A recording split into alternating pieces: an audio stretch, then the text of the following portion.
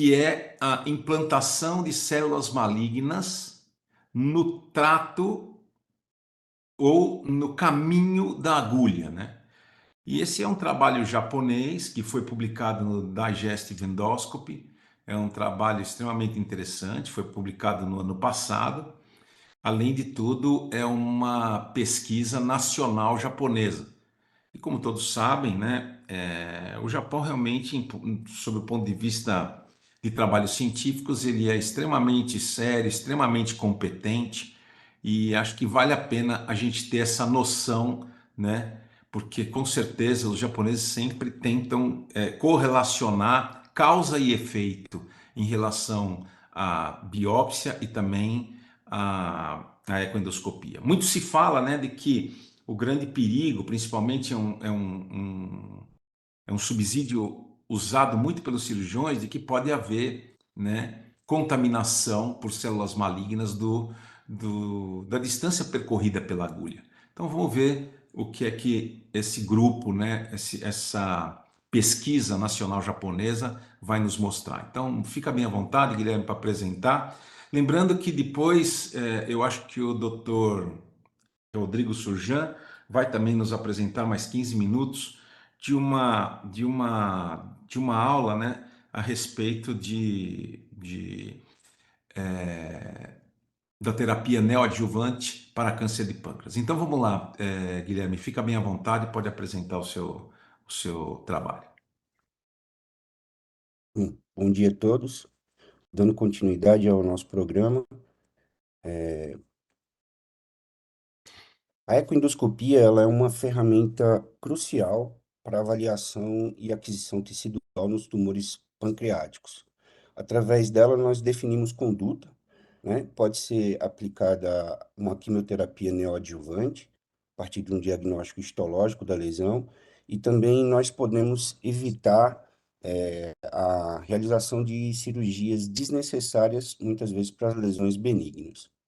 A ecoendoscopia ela tem uma sensibilidade, uma ecoendoscopia com aquisição tecidual, ela tem uma sensibilidade em torno de 85 a 92%, uma especificidade de 96 a 98% e tem um baixo índice de complicação, girando em torno de 1 a 2%. A aquisição tecidual através da ecoendoscopia, ela é feita através das agulhas de FNA e FNB. A FNA é uma agulha de aspiração e a FNB é uma agulha um pouco mais moderna, onde nós temos aberturas laterais e a sua superfície de corte, que possibilita a aquisição de maior quantidade de tecido e, dessa forma, permitir fazer um estudo histopatológico.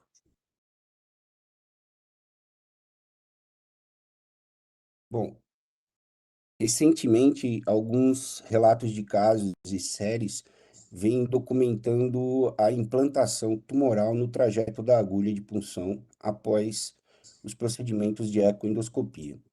Então, considerado como uma complicação tardia da ecoendoscopia com aquisição tecidual.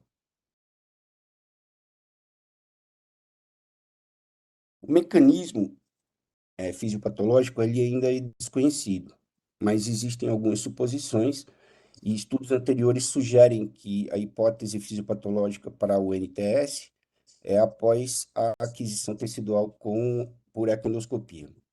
Então, após a punção, ocorre a separação das células malignas, né, da lesão pancreática, e essas células elas são transferidas para o trajeto da agulha na parede gástrica.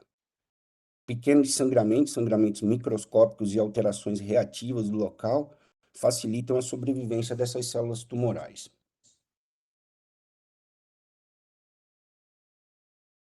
O objetivo desse trabalho, ele tem como objetivo primário medir as taxas de incidências de NTS em pacientes submetidos à ressecção cirúrgica de tumores pancreáticos primários, particularmente os adenocarcinomas ductais pancreáticos.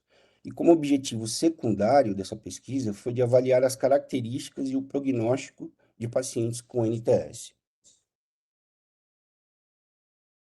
Bom, foi uma pesquisa nacional realizada no Japão para avaliar o status atual do NTS após punção por ecoendoscopia. foi realizada através de questionários enviados para cerca de 4.000 membros do Japan Pancreas Society. Esses membros, eles são desde endoscopistas, patologistas, cirurgiões, clínicos, e eles receberam esses questionários em suas instituições. Foi utilizado o banco de dados hospitalar de cada instituição participante e foram excluídos os pacientes portadores de tumores pancreáticos de origem metastática ou massas inflamatórias. Foram avaliados os dados de 43.843 pacientes, oriundos de 235 instituições, entre o período de abril de 2010 a março de 2018. Como definição, a NTS é uma lesão metacrônica que aparece ao longo do trajeto da agulha, que não estava presente quando o paciente foi submetido à ecoendoscopia com punção de um tumor pancreático. As múltiplas disseminações peritoneais estendentes do trajeto da agulha para partes distintas e lesões microscópicas suspeitas ao redor do sítio de punção por um exame histológico do pâncreas ressecado foram consideradas não NTS. Bom, esse grupo de pacientes, de 48.000 pacientes, eles foram divididos em grupos, né? E o grupo A era o número total de pacientes que foram submetidos à punção por ecoendoscopia de tumores pancreáticos primários. O grupo B foi a seleção de pacientes com diagnóstico histológico e que foram encaminhados para a cirurgia. O grupo C era o número de pacientes que foram submetidos à cirurgia, mas que tinham diagnóstico histológico de adenocarcinoma ductal pancreático. O grupo D era o grupo de pacientes que foram submetidos à cirurgia por lesões não adenocarcinomas, entre elas tumor neuroendócrino, neoplasia de células acinares, neoplasias pseudopapilares sólidas e neoplasias mucinosas papilares intraductais. O grupo C, que pertencia aos pacientes portadores de adenocarcinoma, eles foram subdivididos em pacientes, o grupo E, que foi a aquisição através de uma punção transgástrica, o grupo F, por uma punção transduodenal, e o grupo G, uma punção através do jejum ou combinação das vias.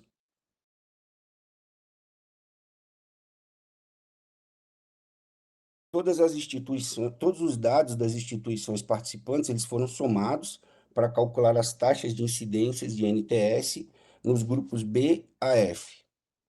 As taxas de incidência elas foram comparadas em pacientes portadores de adenocarcinomas ductais pancreáticos e outros tumores após ecoendoscopia com punção transgástrica e transduodenal.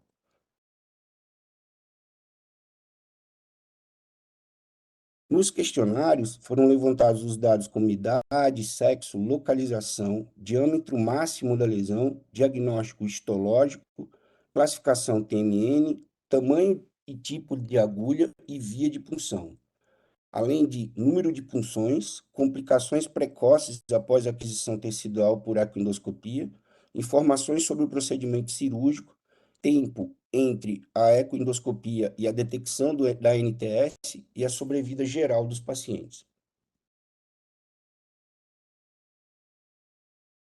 As características e prognósticos dos pacientes portadores de NTS eles foram avaliados e comparados em dois subgrupos: os que foram submetidos e os que não foram submetidos à ressecção do NTS.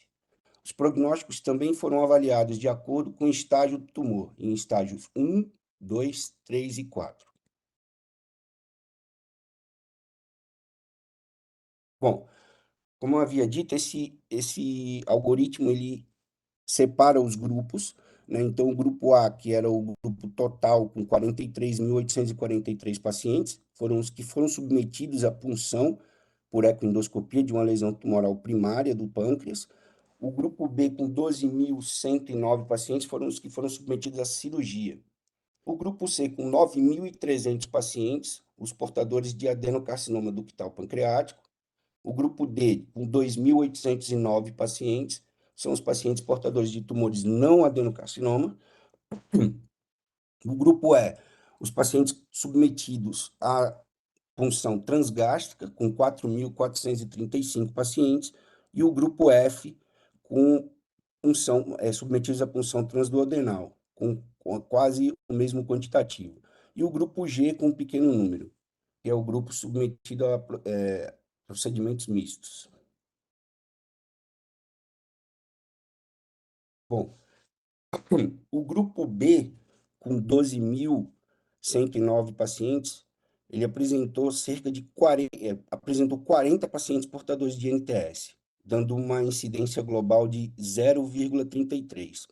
Já o grupo C, portador de adenocarcinoma, com 9.300 pacientes, ele apresentou quase que a totalidade de pacientes com NTS, 38 pacientes, girando em torno de 0,409%. Então, um diferencial muito grande em relação ao grupo D, que apresentou um percentual de 0,071. Já em relação às punções, a totalidade de punções que apresentou NTS foram as punções por via transgástrica, 38 pacientes, com 0,85%, quase 0,9%. E no grupo F, por via transduodenal, foi de 0%.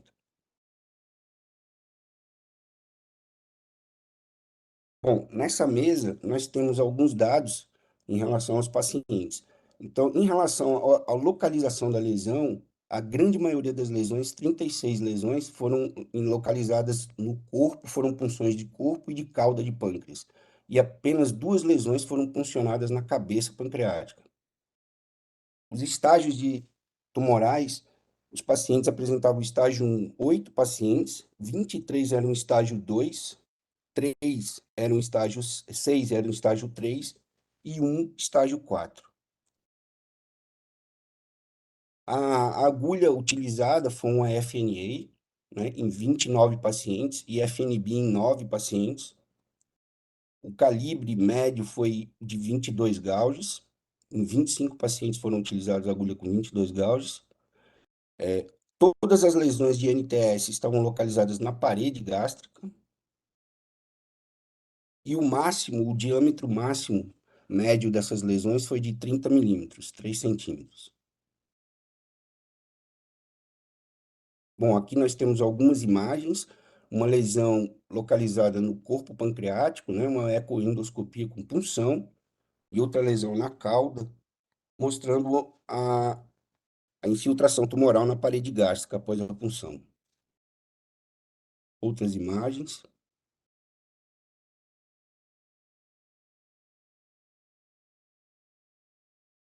Bom, agora nós falaremos um pouco sobre o prognóstico. O tempo médio de sobrevida geral nos pacientes que apresentaram NTS foi cerca de 44,7 semanas.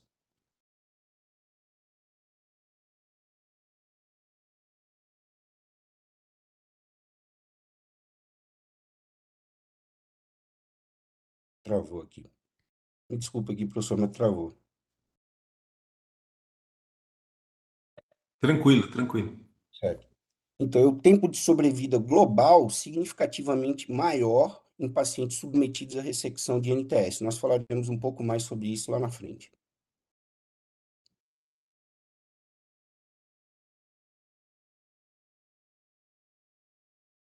Como discussão, bom, foram participantes dessa pesquisa 235 instituições japonesas. As taxas de incidência de NTS, todos os pacientes submetidos à ressecção cirúrgica, né? E todos os tumores pancreáticos, de todos os tumores pancreáticos, foi de 0,33, a taxa global. A taxa de adenocarcinoma ductais pancreáticos foi de 0,49, 0,4. E a taxa de outros tumores foi de 0,071. A taxa de NTS foi significativamente maior, como eu já havia dito, em adenocarcinoma do que em outros tumores. Isso sugere ser mais propenso em lesões de maior potencial maligno.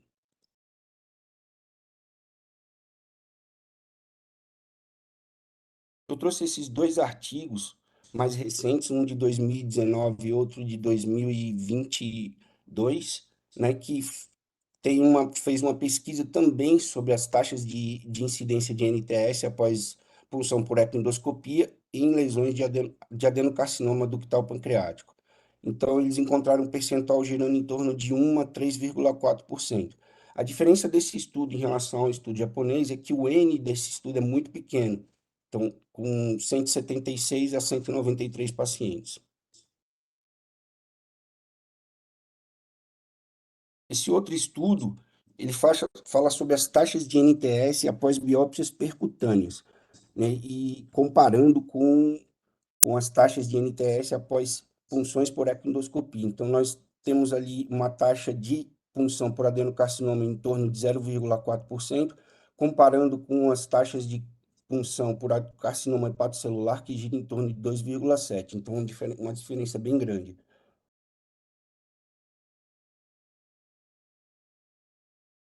Nesse outro artigo, é um estudo retrospectivo que constatou a maior taxa de carcinomatose peritoneal após biópsia percutânea versus a ecoendoscopia com aquisição tecidual. Bom, diante desses resultados, sugerem que não apenas a natureza maligna dos tumores, mas também os métodos e vias de biópsias contribuem para taxas de incidência de NTS em pacientes com tumores pancreáticos. A taxa de incidência de NTS após ecoendoscopia com punção de adenocarcinomas pancreáticos por via transgástrica gira em torno de 0,85% e por via transduodenal 0%. A localização de NTS na parede gástrica foi em 97,4%. Essa diferença de percentual, 0% na punção por via transduodenal, provavelmente é porque o trajeto da agulha que permanece, por exemplo, o que encontraram no estômago, que permanece na parede gástrica após uma pancreatectomia distal. Mas enquanto o trajeto da agulha na parede duodenal, ele é ressecado durante a duodenopancreatectomia.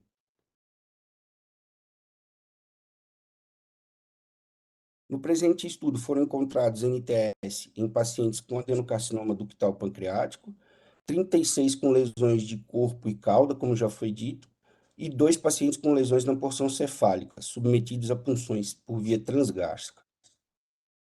Ele sugere que os NTS podem aparecer mesmo em punções de carcinoma da cabeça do pâncreas, a menos que o trajeto da agulha seja ressecado. Portanto, para prevenir NTS, a via transduodenal é preferível sobre a transgástrica, quando ambas as rotas são viáveis para o acesso aos adenocarcinomas pancreáticos. Estudos anteriores eles relatam que não existe nenhuma diferença significativa nas taxas de incidência de disseminação peritoneal e tempo de sobrevida de pacientes com carcinomas pancreáticos, que foram ou não submetidos à ecoendoscopia com punção. Apesar de até 3,4, como já foi relatado em outros trabalhos, pacientes, 3,4% dos pacientes submetidos à punção ou por ecoendoscopia serem diagnosticados com NTS. Esses resultados eles sugerem que a taxa de incidência de NTS ela pode ser muito baixa para afetar um prognóstico do paciente. No presente estudo, o tempo de sobrevida global para 38 pacientes com NTS foi de 44,7%. O tempo de sobrevida superior ao tempo médio de sobrevida, que é de 21 meses, para os pacientes submetidos à pancreatectomia por adenocarcinomas ductais. Isso sugere que o NTS não piora diretamente o prognóstico dos pacientes com adenocarcinoma ductal. 25 pacientes desse grupo de 38 tiveram um diagnóstico de NTS, cerca de 65%, eles foram submetidos à ressecção dessa lesão, apresentando uma maior sobrevida em relação àqueles que não foram submetidos à ressecção, 51,9 versus 26,2. Considerando que a duração mediana de diagnóstico até detecção do NTS, entre a ecoendoscopia e a detecção do NTS, foi de 19,3 meses, monitorar o trajeto da agulha periodicamente por vários anos após a punção por via transgástrica pode permitir a detecção e a ressecção de lesão, melhorando o prognóstico.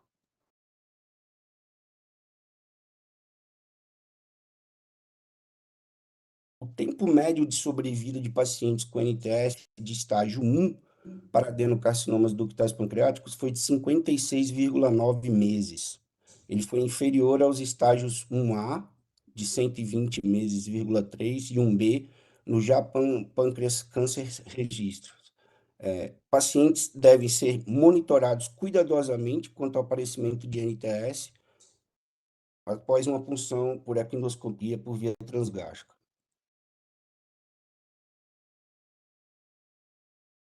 Como limitação dessa pesquisa, foram encontrados 4 situações. As taxas de NTS elas foram calculadas pelo modo baseado em pesquisa. Este modo através de questionários, que pode trazer um risco potencial de falta de dados e uma super ou subestimação do NTS. Como o NTS ele foi estritamente definido, a taxa de incidência ela pode ter sido subestimada. Alguns pacientes podem ter morrido devido a outras ocorrências antes do aparecimento das lesões de NTS ou foram perdidos no segmento. Disseminações peritoneais elas podem ter sido ocasionadas pela ecoendoscopia com punção transgástrica e estas também não foram reconhecidas como NTS.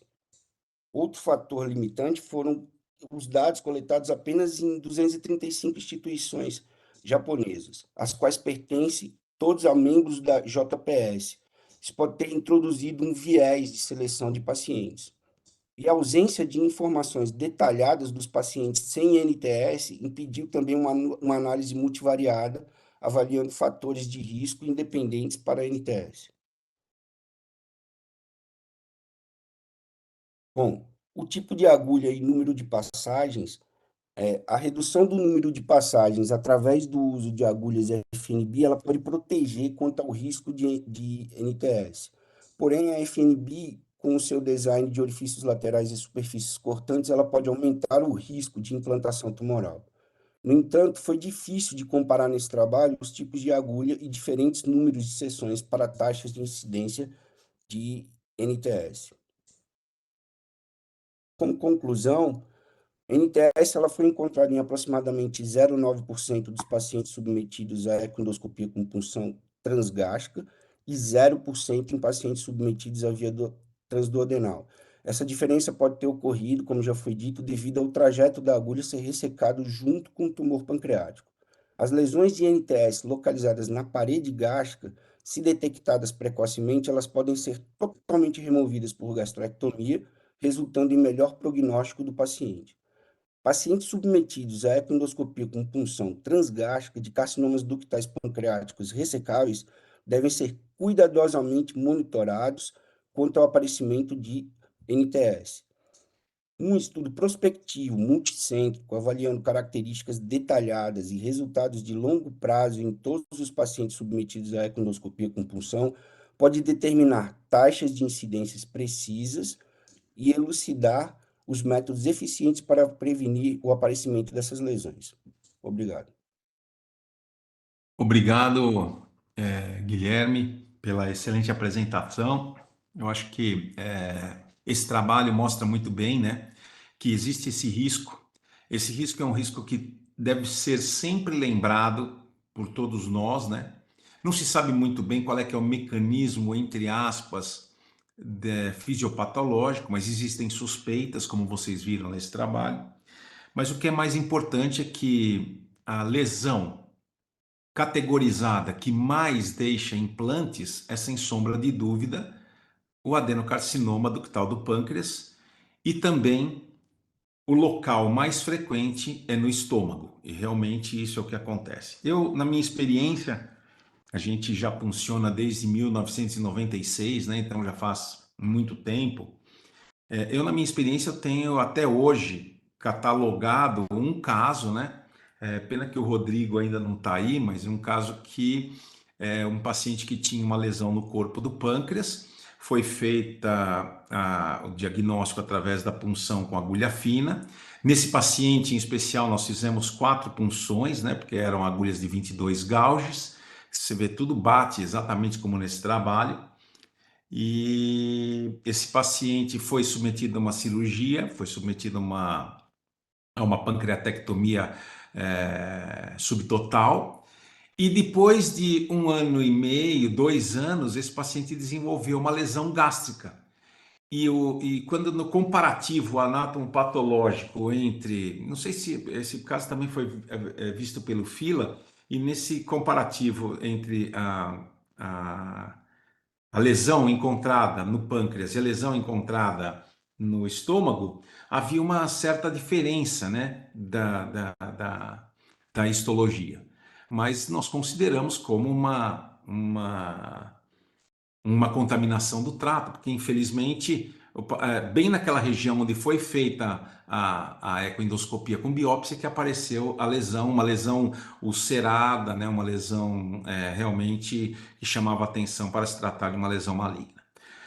Bom, eu abro agora a discussão. Se alguém quiser fazer algum comentário, o Marcos Vinícius está aí também, ele tem uma grande experiência, fique bem à vontade, Marcos.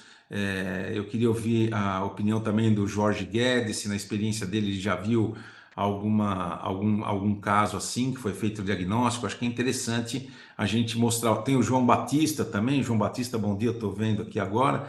Então, se alguém tiver algum comentário, fique bem à vontade. Se alguém não quiser fazer comentário, pode mandar no chat, eu replico aqui a pergunta.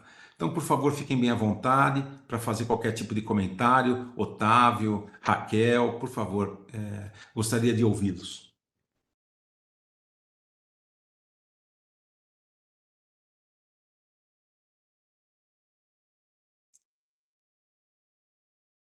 Bom Bom dia, dia a Jorge. todos, bom dia, Celso. É um trabalho bem organizado, né? Bem apresentado também pelo Guilherme, com as limitações que foram também mencionadas no trabalho, né?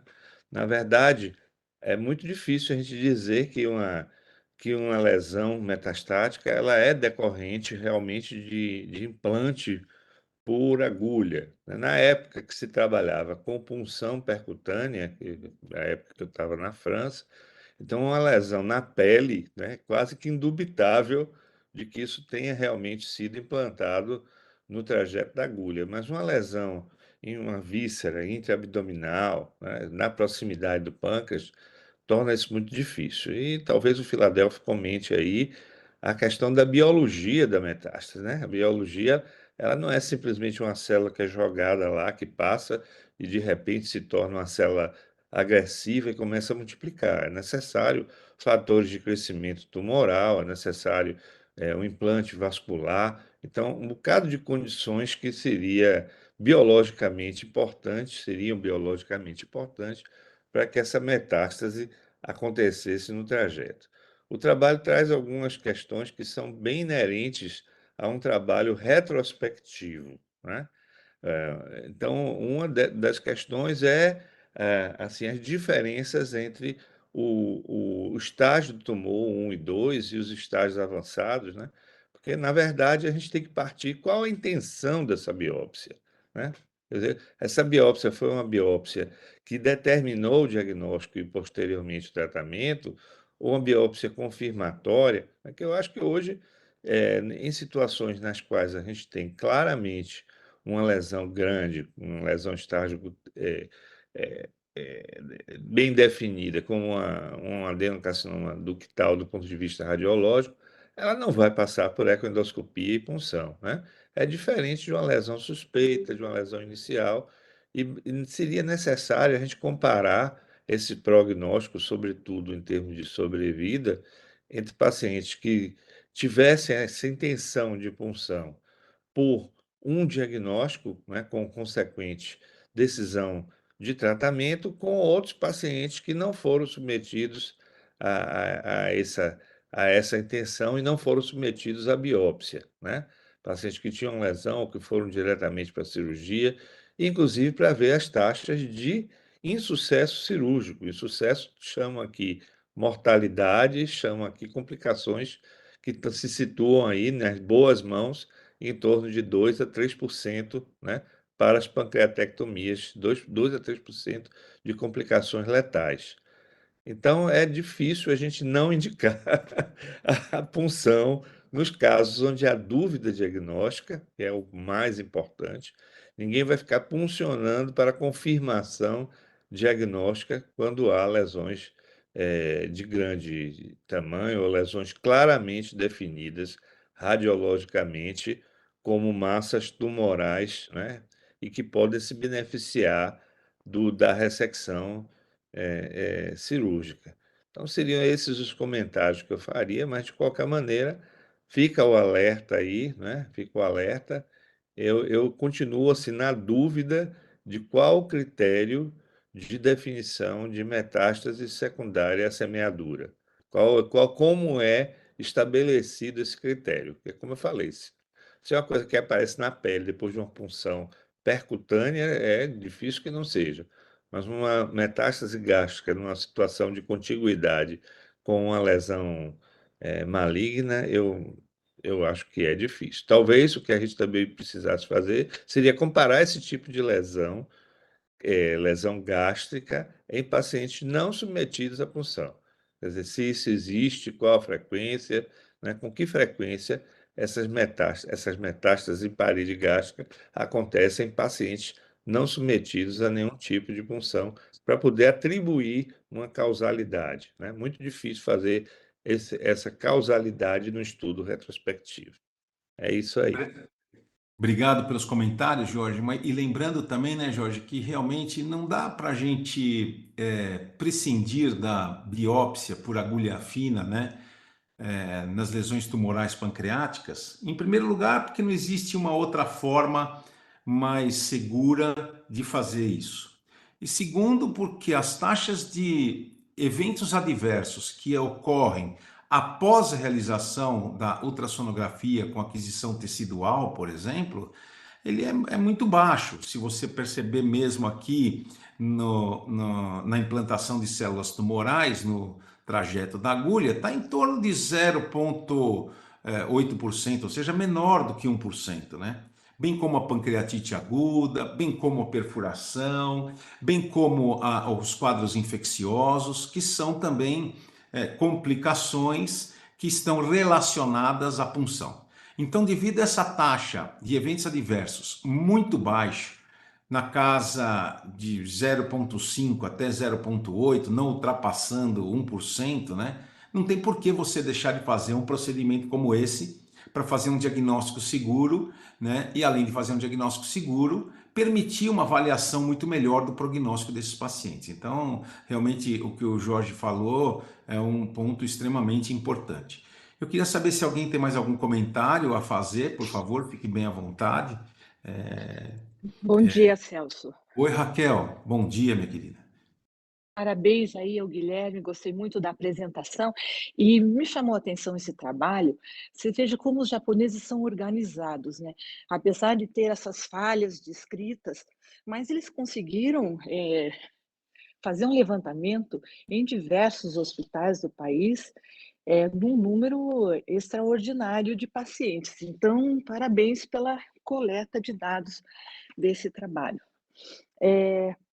Então, em relação à realização de biópsia ecoguiada, hoje nós temos feito em todos os pacientes, exceto se o paciente tiver um status clínico desfavorável à quimioterapia, porque mesmo que ele não vá fazer ressecção, nós precisamos do diagnóstico para eventual tratamento oncológico clínico.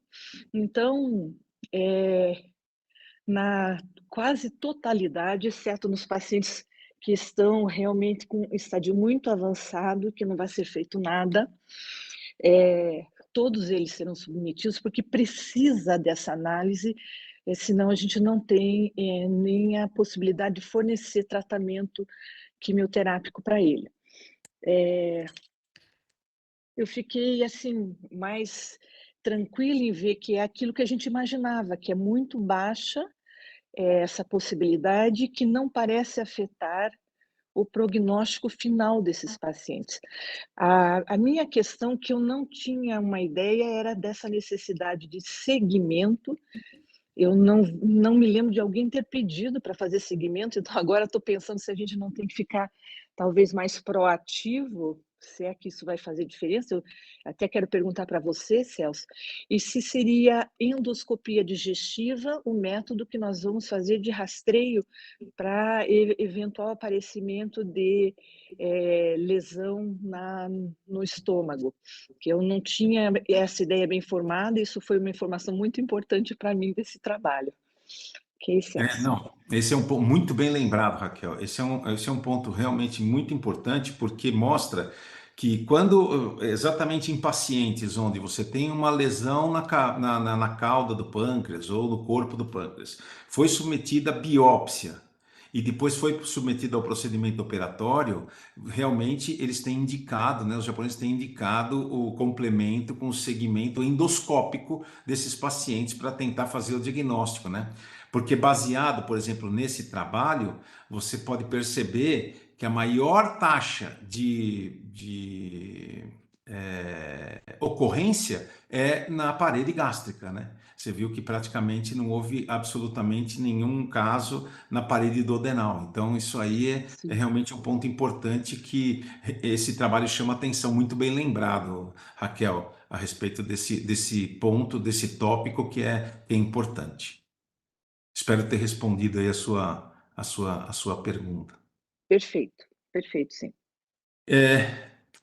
Obrigado por seus comentários, Raquel. Queria saber se alguém tem mais algum comentário para fazer, por favor, fique bem à vontade. Lembrando que se alguém tiver alguma questão, pode colocar alguma dúvida, pode colocar no chat que eu repasso aqui para os debatedores e tudo mais, se alguém quiser fazer algum comentário. Marcos, queria saber de você, Marcos, se você teve alguma vez já alguma suspeita de ter tido algum caso de implantação de células malignas no trajeto da agulha. Não sei se você está nos ouvindo. Acho que o Marcos não está nos ouvindo. Se alguém tiver mais algum comentário, por favor, que venha à vontade. Fila. Oi, bom dia. Bom dia, Fila. Será que o Guilherme consegue colocar aquele slide onde aparece a gastrectomia? O Celso, está me ouvindo? Ô Marcos, Fila, deixa o Marcos falar e você já complementa. Fala, Marcos. O Celso, é o seguinte, a minha maneira de trabalhar é diferente de vocês. Eu não trabalho em instituição pública, não trabalho em faculdade, foi bem no iniciozinho. Eu tenho relato de um paciente, desde 98 que eu faço punção, de um paciente que o colega achou uma lesão durante uma cirurgia, ele viu que tinha uma lesão continuando com a parede gástrica, não na mucosa, mas na serosa gástrica, que eu acho que não pode ser tido como foi motivado pela punção. Realmente eu não vi, nunca vi isso aí. A único relato é isso. Mas volto a dizer, os meus trabalhos, o que acontece? Na minha clínica privada, em que eu recebo esses pacientes, faço a punção e mando para o cirurgião. Normalmente não me respondem nada. Tem esse caso, mas não era na mucosa, é uma continuação da lesão do pâncreas com a parede acerosa gástrica. Não dá para falar que foi devido à punção. Agora, outra coisa que me chamou a atenção foi o rastreio desse paciente. Você imagina, 42 mil pacientes vão fazer endoscopia para procurar uma lesão. Eu acho, não sei não, viu? Esse rastreio através de endoscopia rotineira em paciente que fez punção. Nesse trabalho, por exemplo, 42 mil pacientes iam fazer punção, a endoscopia desnecessária, porque 0,8% é muito pequeno. Exatamente. Muito obrigado, Marcos, por seus comentários. Eu acho que é isso aí mesmo. Fila. Bom, primeiro, assim, a observação da Raquel e agora a do Marcos, quanto ao rastreio, né? Quanto ao cuidado da escola japonesa. Bom, primeiro, o registro sempre ocorreu e contraponto à nossa experiência, à nossa forma de agir, cheguei lá no Japão sem conseguir demonstrar qual era a nossa epidemiologia, porque a gente realmente ou não tem, ou então a coleta de dados é muito confusa e heterogênea. Segundo, segmento endoscópico no Japão para claro, isso aqui é uma novidade para mim, mas o acompanhamento pós-ressecção, por exemplo, nas ISDs ou nas mucosectomias, é tão constante que eles têm 30% de encontro de lesões gástricas pós-ISD, de outros focos, né? Bom, então vamos falar um pouquinho da nossa experiência. Essas duas gastrectomias que estão aqui, né, elas indicam uma lesão extrínseca infiltrando a parede gástrica, certo? Então, um fundo isquêmico da direita e a outra um comprometimento da mucosa de baixo para cima, certo? Bom, Você está então, dizendo da serosa para a mucosa, correto? isso, os dois. Bom, então assim, o que eu já vi, né? Então, eu já vi adenocarcinoma ductal infiltrando a parede gástrica como como uma forma de expansão da lesão, não metástase, uma contiguidade. Então, o primeiro caso que eu vi foi no Japão e era um carcinoma de células acinares do pâncreas, não adenocarcinoma ductal. E aí, imagine a dificuldade, ainda na época nem tinha imunistoquímica assim, a larga mão, porque a morfologia pode confundir muito, né, para um primário gástrico. Segundo, ductal, sim, mas assim, pouquíssimos casos de infiltração contígua e um IPMN maligno formando, isso é super descrito, né, que eles chamam de waterfall lesion, né? Parece o muco começa a extravasar da lesão, uma lesão volumosa, e ficam aquelas estrias esbranquiçadas do muco sobre a lesão. Então, esses casos foram os que eu vi. O outro lado, casos de pancreatectomia, principalmente de neuroendócrinos pequenos, que você precisa achar o trajeto da biópsia prévia para, às vezes, encontrar o tumor. Então, você procura a lesão pancreática promovido pela agulha para encontrar o tumor. Então, assim, em nenhum momento eu vi, além de tecido de granulação e a necrose liquefativa organizada, eu nunca vi tumor no trajeto, nunca, né? Então, e aí, claro, eu usei o exemplo do neuroendócrino porque seria um tumor pequeno e o trajeto. Agora, inductal, também a gente encontra, claro, encontra também o trajeto. Eu nunca vi tumor no trajeto, né? E metástase para a parede gástrica de pâncreas, eu acho, eu vou até procurar, assim, metástase propriamente dita, não contiguidade, eu nunca vi, ao contrário de mama, melanoma, sim, rim, sim, isso sim, metástase na parede gástrica. Então, para pâncreas, eu assim, eu não lembro. E também esse caso que você relatou, aí é problema meu mesmo, não Não, lembro eu não sei se você lembra, foi um caso que até foi o Marcel que operou, né? E o Rodrigo Surgian na época também ajudava o Marcel, mas você ainda ficou em dúvida, porque você achava, depois que você recebeu a peça do estômago, mas você achava que não era do mesmo, que não não era era. do adenocarcinoma, porque infelizmente você não recebeu o pâncreas, né? O pâncreas você não recebeu, a peça pancreática.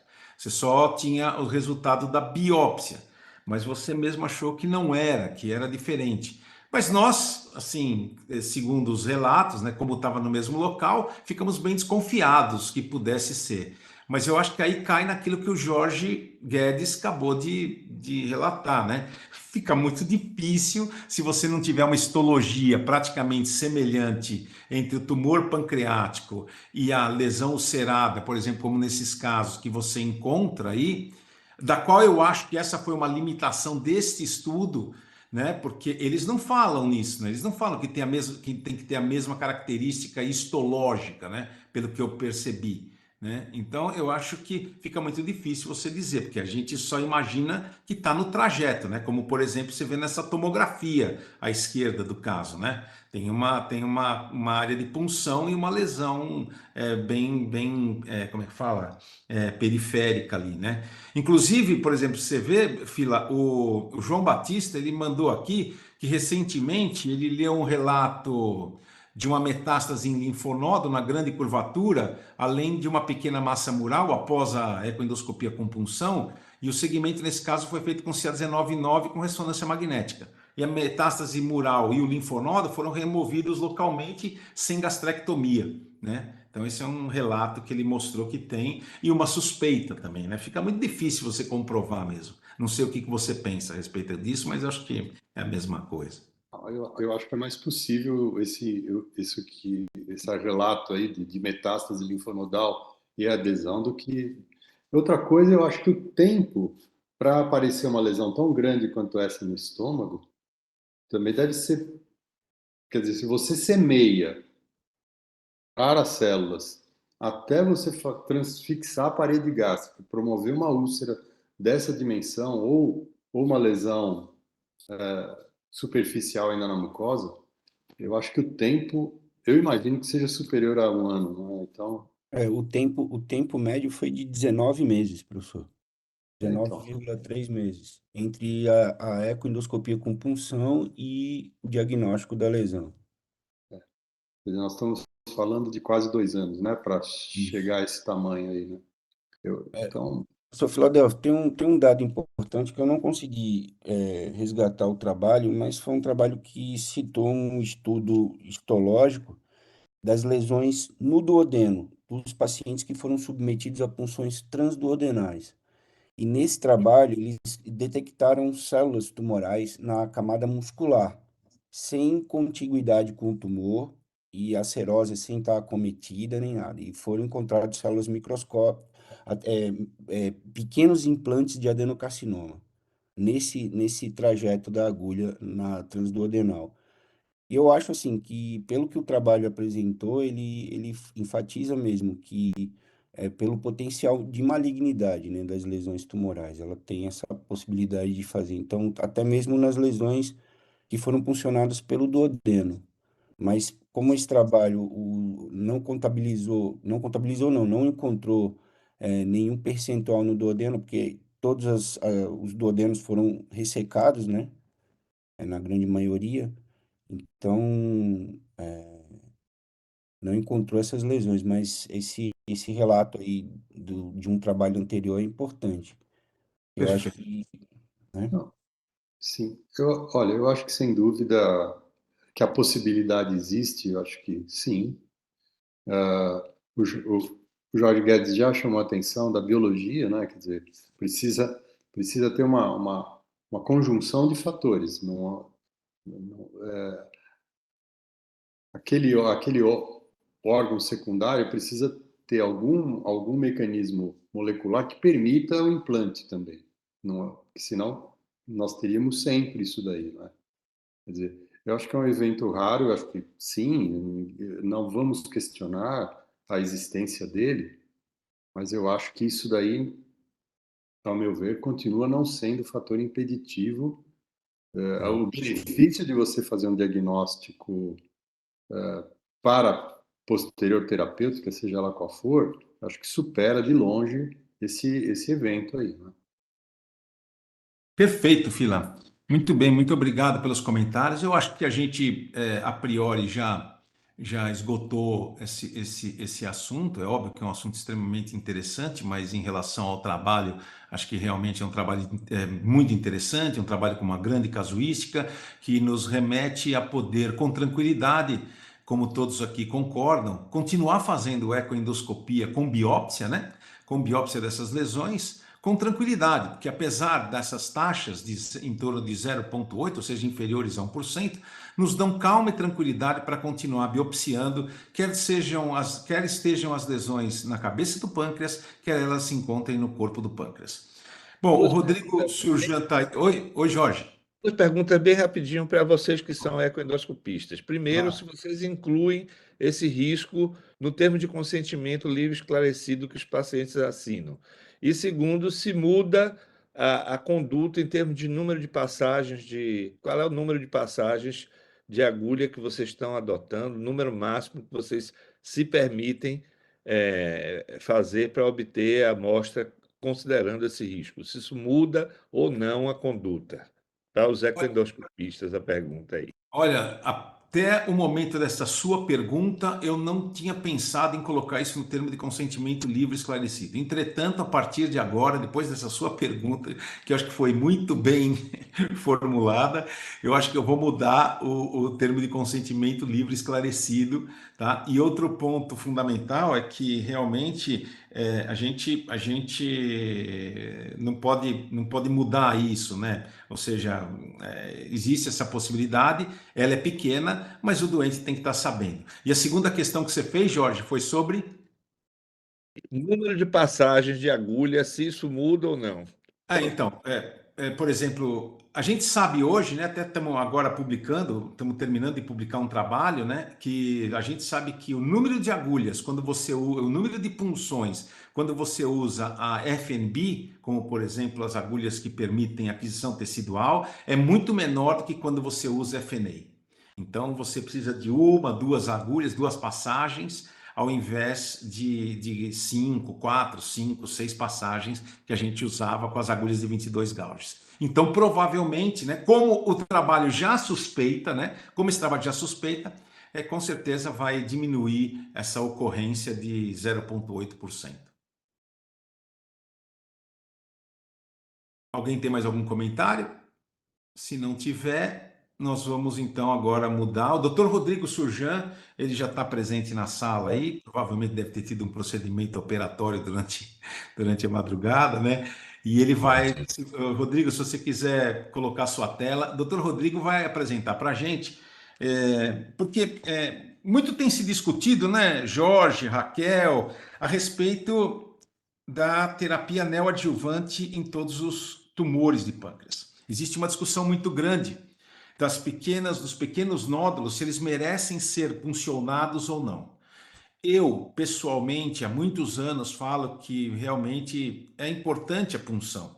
Por quê? Porque você tem um diagnóstico. Eu acho que o Jorge Guedes também compartilha, bem como a Raquel, compartilha dessa assertiva. Ou seja, é muito melhor você operar alguma coisa que você tem conhecimento, sabe o que é, do que você correr o risco de operar uma coisa pensando de fazer o diagnóstico de uma coisa pensando em outra coisa. Então, isso é uma coisa que acontece. Isso, por exemplo, eu já tive vários casos de pacientes com pancreatite autoimune que foram operados como se fosse câncer, ou de linfoma que foram operados como se fosse adenocarcinoma de pâncreas. Então, a neoadjuvância, ela é feita, como todos vocês sabem, uma indicação precisa, e o Rodrigo vai falar, ela é feita nos pacientes borderline, ou seja, a neoadjuvância é realizada em pacientes borderline, onde nós temos características muito bem estabelecidas que eu não vou declinar aqui. Entretanto, o que tem acontecido? Pelos baixos resultados de sobrevivência, pela dificuldade em realizar os procedimentos cirúrgicos, né? A necessidade de fazê-los, a neoadjuvância em câncer de pâncreas ressecável, ou seja, que aparecem pela tomografia, pela ecoendoscopia, pela ressonância como ressecável, tem crescido cada vez mais. Isso suscitou, porque eu não sei se vocês lembram, eu coloquei um trabalho, né? Eu coloquei um trabalho no grupo que falava sobre isso, um trabalho muito grande, que foi publicado no Annals of Surgery. E aí isso gera realmente uma discussão muito grande com os cirurgiões, porque existem aqueles que querem fazer o procedimento operatório upfront, e isso tem mudado. Então, eu pedi para o Rodrigo, que é o nosso expert cirúrgico que está aqui, né? E ele vai apresentar uma aula rápida aí para a gente fazer uma discussão a respeito disso. Fica bem à vontade, Rodrigo, você tem aí o tempo para a gente discutir depois. Muito obrigado mais uma vez por essa sua participação, que tenho certeza que vai ser muito brilhante. Me perdoem pelo atraso. Bom dia a todos e obrigado, Celso, pela oportunidade aqui de conversar com vocês. Então, o tema é neoadjuvância em câncer de pâncreas ressecável. Estão vendo minha tela? Sim.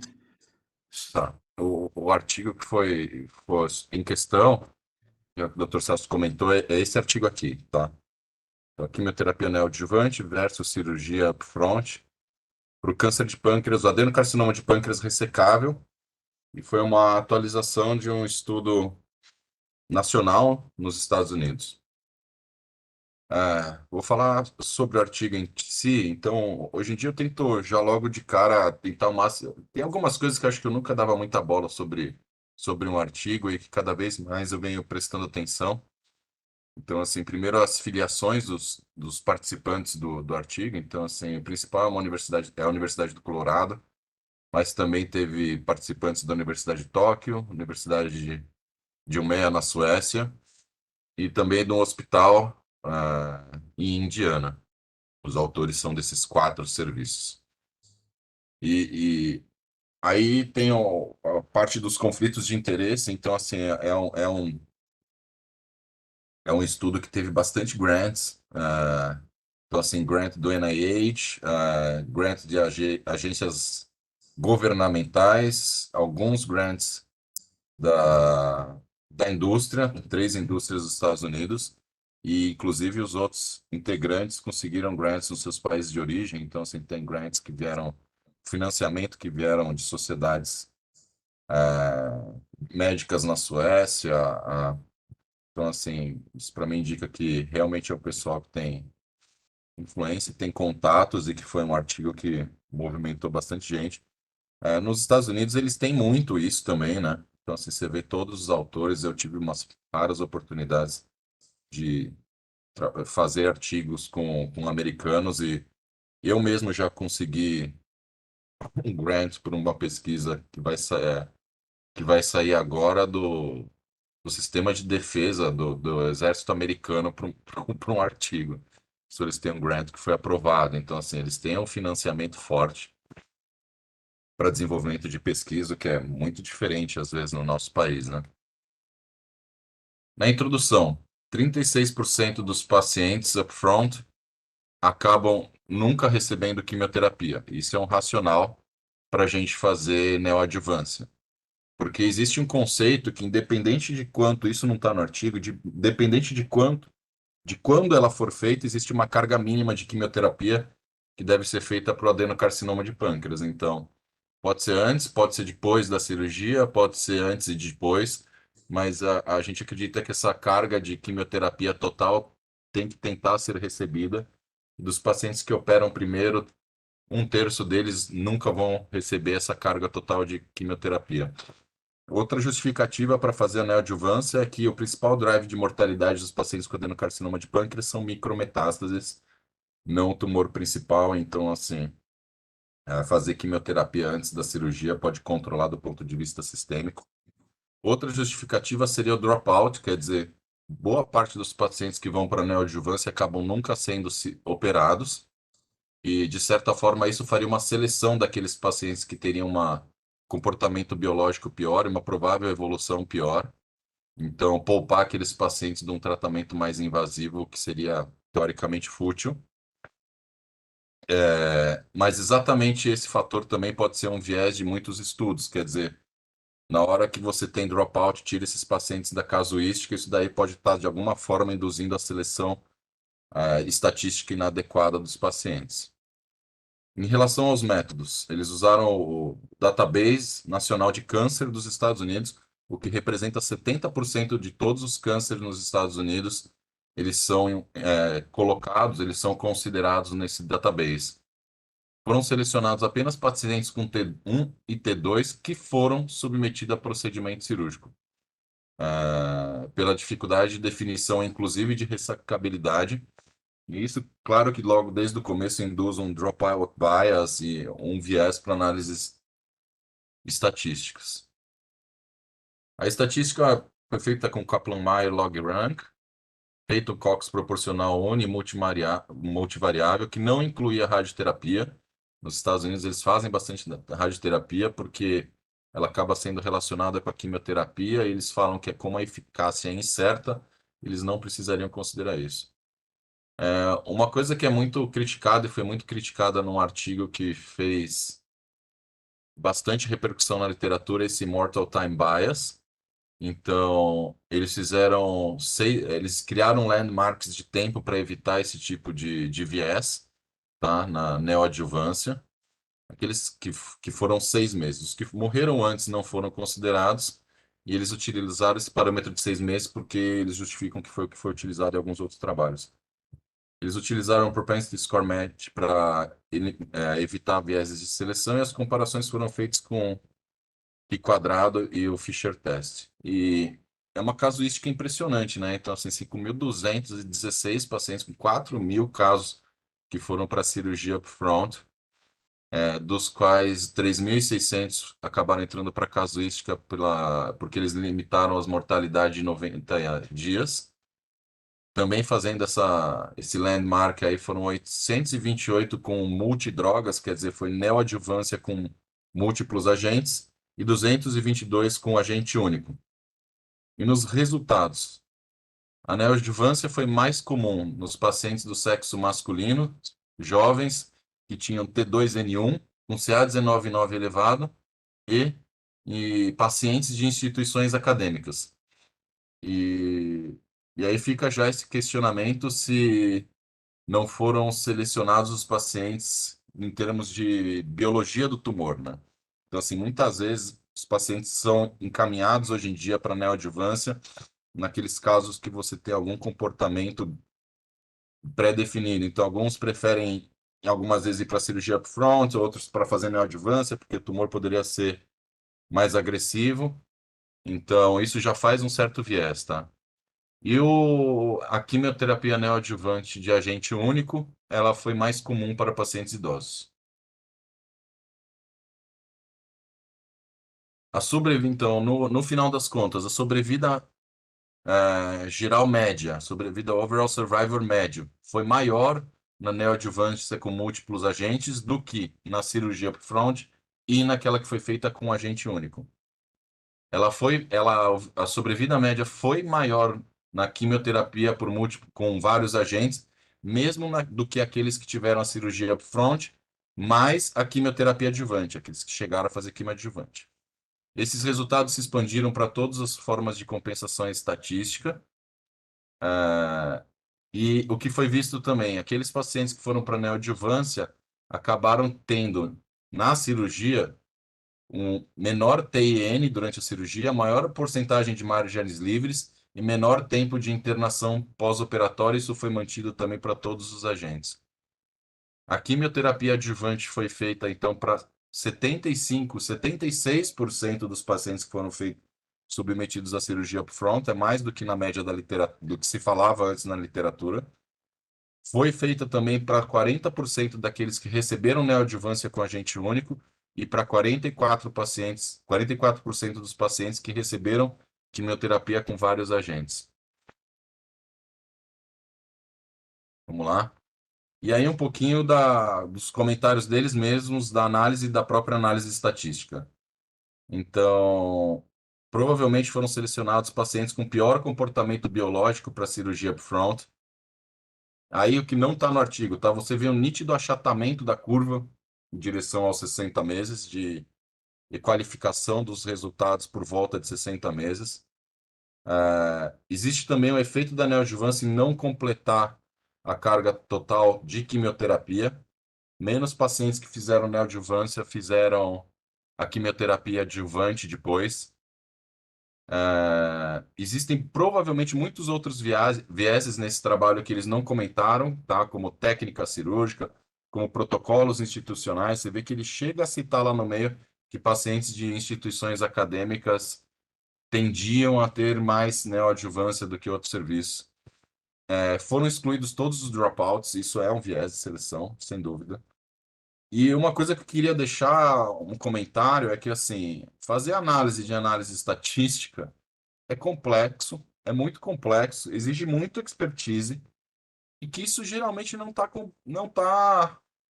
não é feito pelos peer reviewers, né? Então, assim, eu já recusei peer review porque eu não tive capacidade de entender a análise estatística que foi feita no trabalho. E eu falei, olha, vocês precisam de alguém que saiba fazer uma baita de uma análise estatística para saber se esse artigo realmente tem condições de ser publicado. E eu vou falar para vocês que mesmo em revistas muito boas, isso não acontece. Quer dizer, peer reviewers fazem a sua opinião sobre o artigo sem ter capacidade de analisar a própria análise estatística. Outra coisa que foi questionada pelos próprios autores é que eles não têm nenhum tipo de dado de performance status e que o landmark tem falha para casos upfront vivos e com recidiva precoce que eles simplesmente descartaram, tá? Uma coisa que eu achei bem interessante é que eles mesmos falam que, olha, a gente fez o trabalho, mas não tem informações precisas sobre os esquemas de neoadjuvância com múltiplos agentes e da quimioterapia adjuvante também. E um comentário só também é que isso também mostra que, assim, corpo e cauda é outro tipo de doença, né?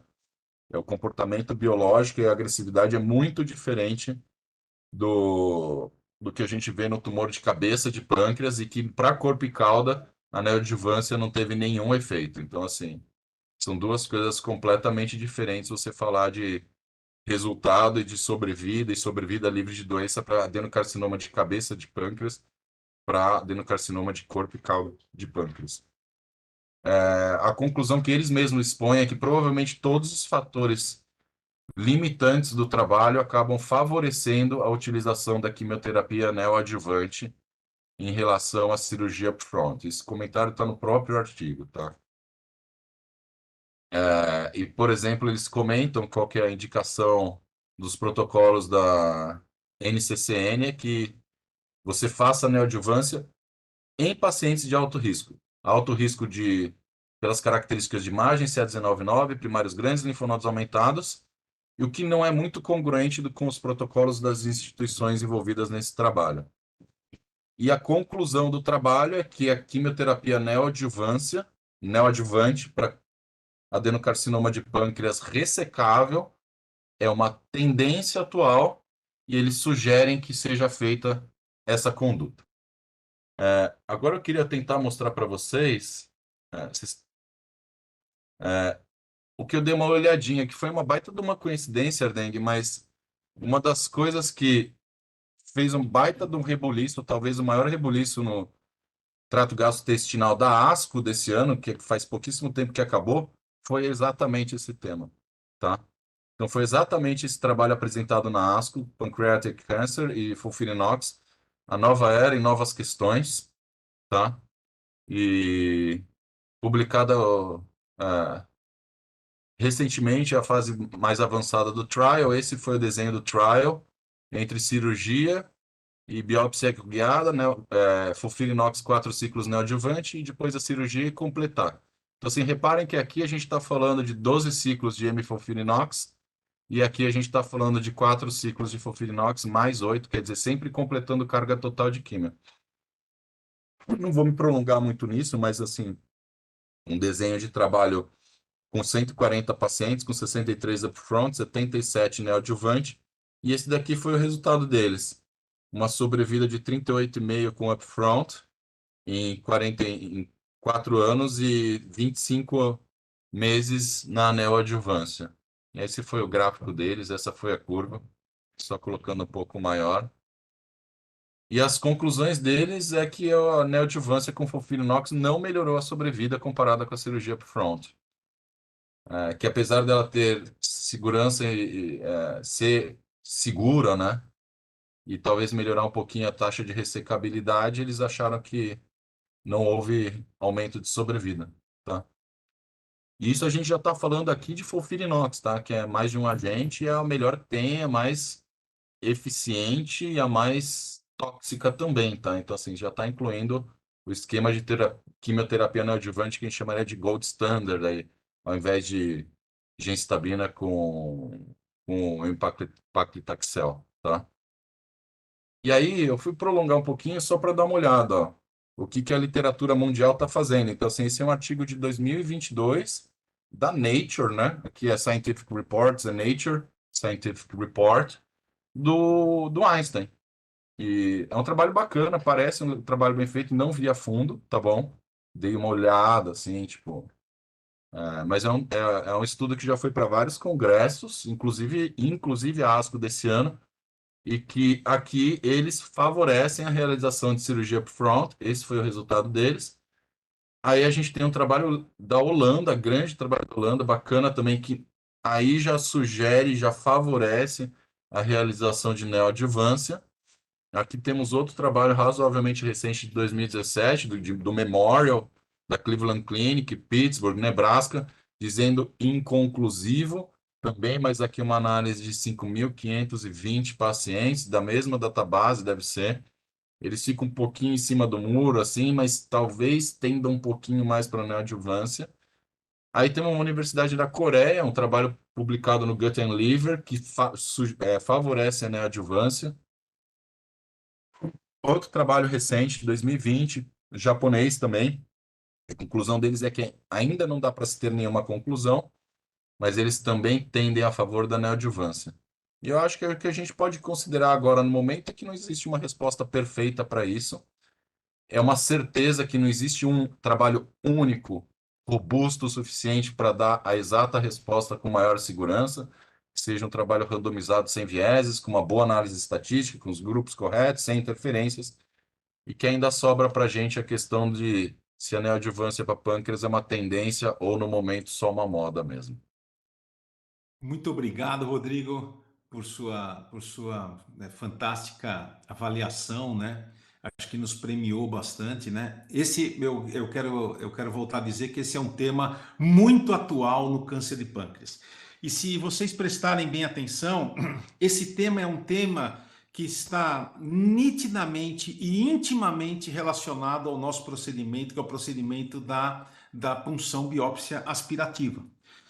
Porque a partir do momento em que a comunidade científica aceitar que é necessário a realização de neoadjuvância, e parece que isso é uma tendência, não estou dizendo aqui que é obrigatória a sua realização, mas que é uma tendência, nós vamos ter que fazer biópsia em praticamente todas as lesões pancreáticas, porque para você fazer a terapia neoadjuvante, você, como na terapia adjuvante, terá que ter o histopatológico dessa lesão. E isso é um ponto fundamental para você determinar, em linhas gerais, qual estratégia terapêutica vai ser adotada nesses pacientes.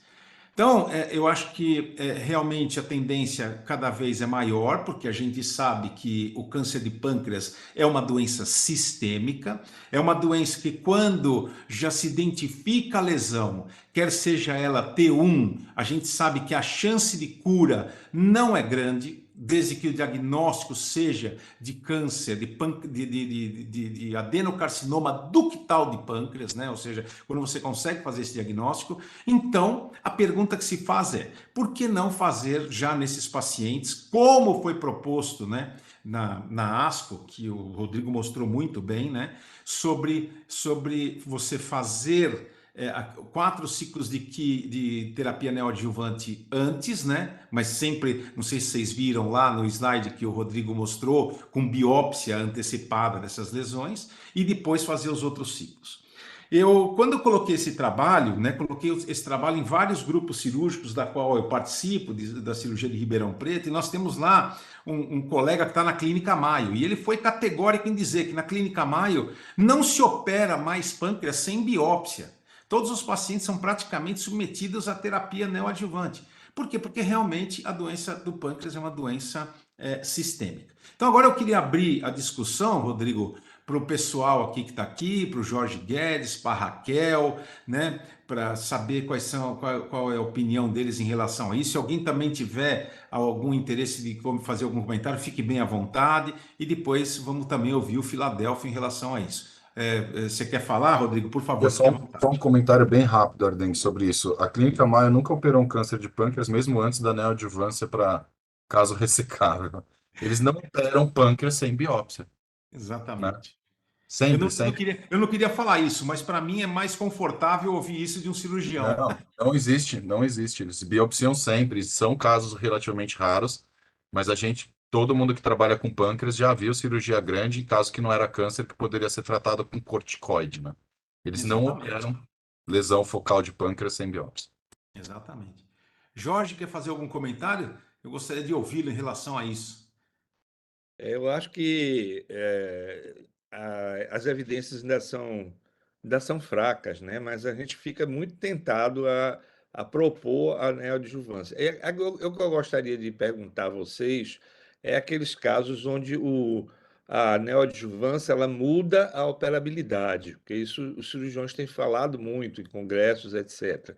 Aqueles pacientes que aparentemente teriam envolvimento vascular e que usam a neoadjuvância e com isso melhoram os critérios de operabilidade. Qual é a sua experiência, por favor, Rodrigo, nisso, né? Que percentual de pacientes você, mais ou menos, né? Eu sei que isso talvez não tenha levantamento, mas como é que você encara essa possibilidade da neoadjuvância mudar a operabilidade? Eu acho que a gente vê bastante essa semana ou semana que vem. A gente vai operar uma paciente são os pacientes que são convertidos, né? Do borderline para ressecável. É muito difícil você ver o avançado se tornar ressecável, mas o borderline, sim. Não porque, não, agora como a gente já preencheu tabela, fizemos a neoadjuvância, a gente pode tentar fazer a cirurgia com ressecção vascular. A gente vê respostas boas, assim, é por volta de 20 a 30% dos pacientes, né? Assim, a gente vai talvez operar um caso agora, semana que vem, que era um borderline para valer, assim, com 180 graus na artéria mesentérica superior, e que, assim, realmente parece que o tumor se afastou da artéria, e não só era uma paciente que, nesse caso não era um borderline, era avançada, na verdade. Tinha uma meta hepática que desapareceu, né? E agora já está alguns meses de quimio, então a gente está considerando operar. Então, assim, sim, 20, 30% dos pacientes, você tem uma resposta por imagem significativa, a gente faz RECIST por imagem, e o que se fala muito é aumentar a margem, né? Melhorar a nossa margem, diminuir linfonodos, né? Então, assim, na prática ali, mesmo quando você vê resposta de imagem, você vai chegar, de alguma forma ainda vai estar um pouco encostado nos vasos, mas eu acho que assim, borderline hoje em dia é inquestionável, acho que ninguém questiona mais que tem que fazer químio. A gente consegue conversão de uma porcentagem não desprezível de pacientes para cirurgia. E eu acho que no fundo que o que muito faz essa quimioterapia neoadjuvante é selecionar paciente para a gente, né? Então assim, a gente vai operar agora um paciente que tem uma bruta de uma resposta à quimioterapia. Então você fica também um pouco mais animado para operar em termos de sobrevida, né? Agora aquele doente começa a quimio, evolui super mal. O cirurgião sempre vai falar, perdeu o timing de operar, né? Teve o dropout, quer dizer, pô, se tivesse deixado eu operar, esse paciente estava sem tumor agora, e vão ter mil outras justificativas. Pô, esse paciente provavelmente vai ter menos complicações, complicações como obstrução biliar, como obstrução do tubo digestivo. Mas a gente tem que esperar os números definitivos, né? Assim, apesar de ser cirurgião, eu não vejo a neoadjuvância com maus olhos. Eu acho que faz pelo menos o racional da neoadjuvância é melhor do que o da cirurgia upfront. Mas em algum momento os números vão responder definitivamente isso pra gente. E outra coisa, né, Rodrigo, você me corrija, por favor, se eu estiver falando alguma bobagem, né? O fato de você fazer uma ecoendoscopia com biópsia, ter o diagnóstico, fazer 4 ciclos de terapia neoadjuvante e depois operar esse paciente, não muda o resultado da cirurgia, né? E não muda também e não aumenta também a taxa de complicações. Pode, no final da curva, não melhorar a sobrevivência desses pacientes, como foi demonstrado no trabalho da ASCO, né? Tá certo que é um randomized control trial com poucos pacientes, né? Se comparado com aquele trabalho que foi publicado no Annals of Surgery. Mas essa metodologia, essa estratégia, ela não vai alterar os resultados. Então é isso que eu queria que você me comentasse, se vai ou não alterar os resultados para pior, ou seja, vai dificultar o cirurgião na sua ressecção desse tumor, na sua tentativa, entre aspas, curativa, né? É, a questão tá assim, isso com certeza não, acho que não. Quando o colega lá fala, pô, uma das limitações do nosso trabalho é não ter o performance status, é que assim, você tem que considerar que é um doente que já vai chegar um pouco baleado para a cirurgia. Mas a verdade é que quando a gente vê os resultados cirúrgicos em tempo de internação, desenvolvimento de fístula, complicação pós-operatória, margem R0, obtenção de cirurgia R0, quer dizer, margens, na verdade, a neoadjuvância favoreceria o resultado cirúrgico, né? Então, assim, eu acho que muito do racional da neoadjuvância é o seguinte: o doente, você vê que no trabalho deles tem 25% de dropout, e na literatura até quase 40%, né? Então, assim, apesar do doente receber uma carga baixa de neoadjuvância, alguma coisa vai acontecer com esse paciente que ele se torna inviável de ser submetido a um procedimento cirúrgico que está fadado a não ter chance nenhuma de cura, né? Que é rara no adenocarcinoma de pâncreas, mas eu acho que o racional maior da neoadjuvância sempre vai ser a seleção, né? Assim, o doente que não chega à cirurgia é o doente que não vai ter bom resultado com qualquer método.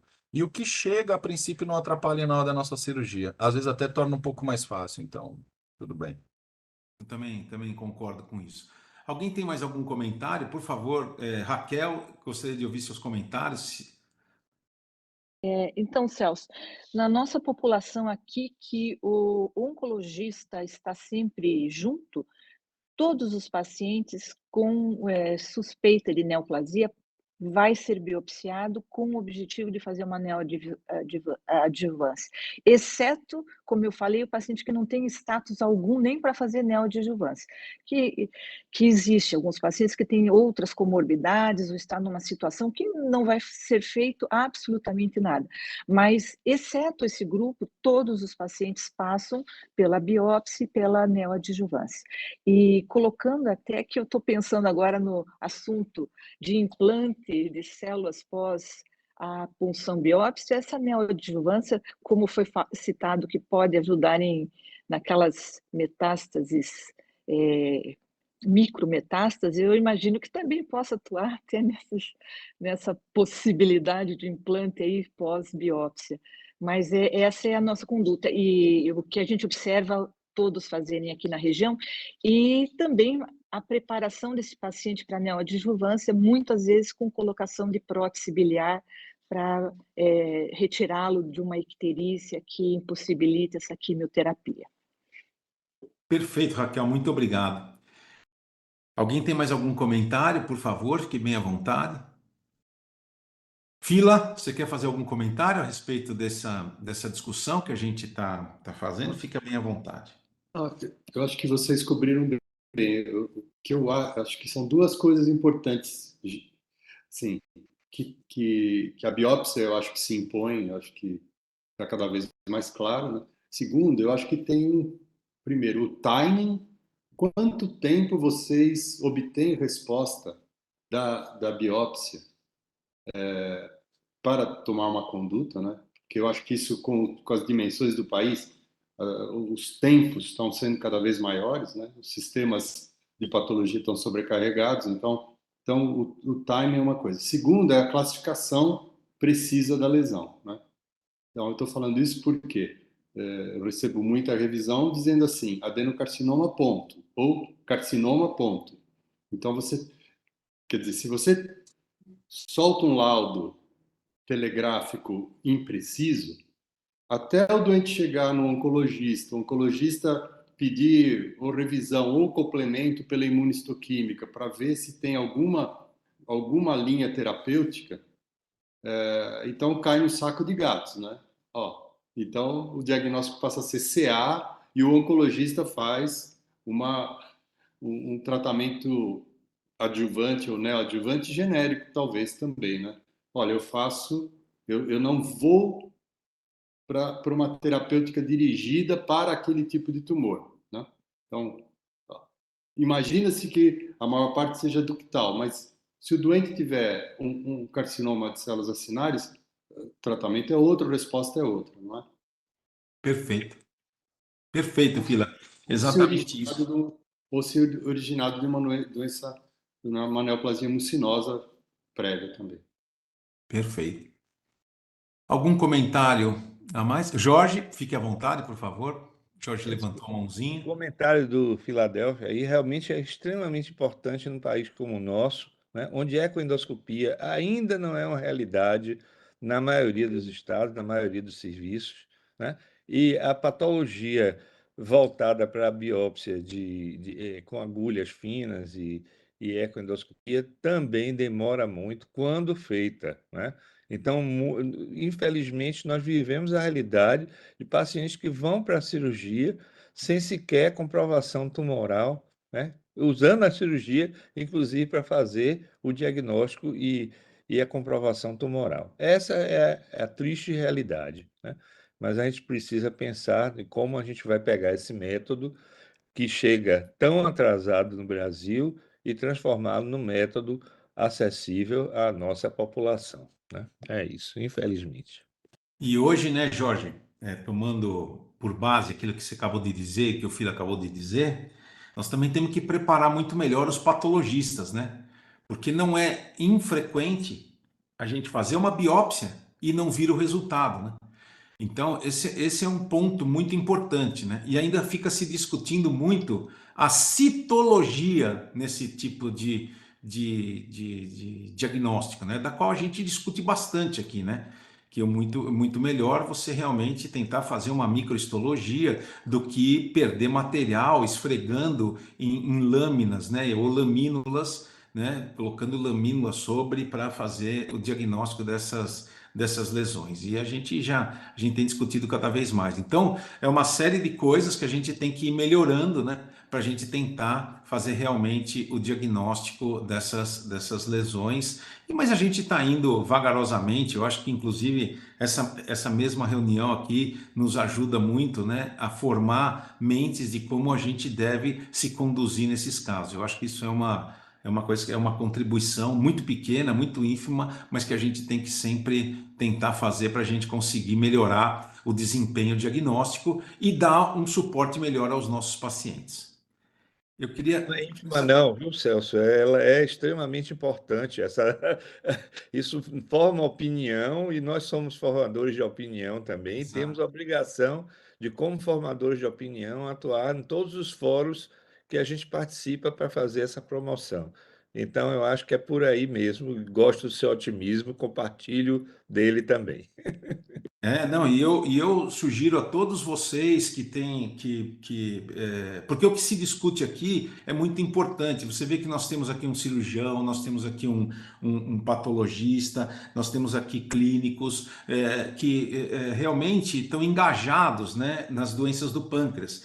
E a gente sabe, né, Jorge, que a maioria absoluta dos médicos fogem do pâncreas, né? E isso não é uma coisa simples mesmo, não é uma coisa fácil. Mas a gente precisa criar uma mentalidade intelectual pensante em relação às doenças do pâncreas. E é isso que a gente tem feito, e eu sugiro a todos vocês que têm grupos para estimular os colegas a participarem, porque é muito importante essa troca de conhecimentos. Então, por isso que eu acho que queria saber até o que o Rodrigo pensa, né? Porque o Rodrigo é um cirurgião, o próprio Fila, porque a gente já está praticamente terminando. Acho que vale a pena ter mais uns 3 minutinhos. Então, Rodrigo, se quiser fazer algum comentário, Fila, fique bem à vontade.